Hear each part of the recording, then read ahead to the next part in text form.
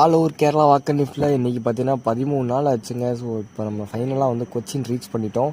காலையிலே வந்து ஒரு 500 ஃபைனை வாங்கி கட்டிக்கிட்டு போயிட்டுருக்கேன். ஸோ இனிமேல் வந்து பைக்கில் லிஃப்ட் கேட்கக்கூடாதுன்ற மாதிரி ஆகிப்போச்சு. அவ்வளோ ஒரு மாதிரி ஆக்கிட்டாங்க. லிஃப்ட் கொடுத்தா அவங்களுக்கும் கஷ்டம், நமக்கும் கஷ்டம். நமக்கு ஒரு 500 ஃபைனை வேறு போட்டு விட்டாங்க. அப்படியே நடந்து போயிட்டுருக்கேன். கொச்சின்குள்ளே ஃபுல்லாக நடந்தே போயிட்டுருக்கேன். ஏன்னா உள்ளே எதுவும் பெருசாக லாரி எதுவும் வரல, லிஃப்ட் எதுவும் கேட்கல.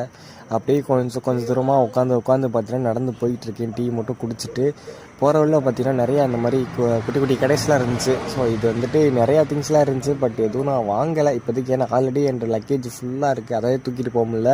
இதில் நான் இதெல்லாம் வாங்கி கொண்டு போயிடுறது எங்கிட்டு அப்படின்ட்டு போயிட்டுருக்கேன். ஸோ இங்கே வந்தீங்கன்னா போகும்போது அந்த ஃபோர்ட் கொச்சின் பக்கத்தில் போகும்போது வந்து நிறையா இந்த மாதிரி கப்பல்லாம் பார்த்தேன், சூப்பராக இருந்துச்சு. அதுக்கப்புறம் வந்து ஒரு இடத்துல மீன் பிடிச்சிட்டு இருந்தாங்க.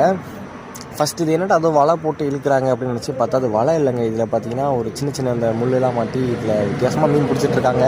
நல்லா இருந்துச்சு. அப்படியே வீடியோ எடுத்தேன். பார்த்தீங்கன்னா நம்ம நேரத்துக்கு பார்த்தீங்கன்னா கரெக்டாக வீடியோ எடுக்கும்போது ஒரு மீன் மாட்டிடுச்சு. ஸோ அப்படியே வந்து அதையும் வீடியோ எடுத்துகிட்டு அப்படியே அந்த பிரிட்ஜை தாண்டி அப்படியே போயிட்டுருக்கேன். ஸோ இன்றைக்கி வந்துட்டு 13வது நாள் மதியம் ஆயிடுச்சு இந்த வீடியோ எடுக்கும்போது.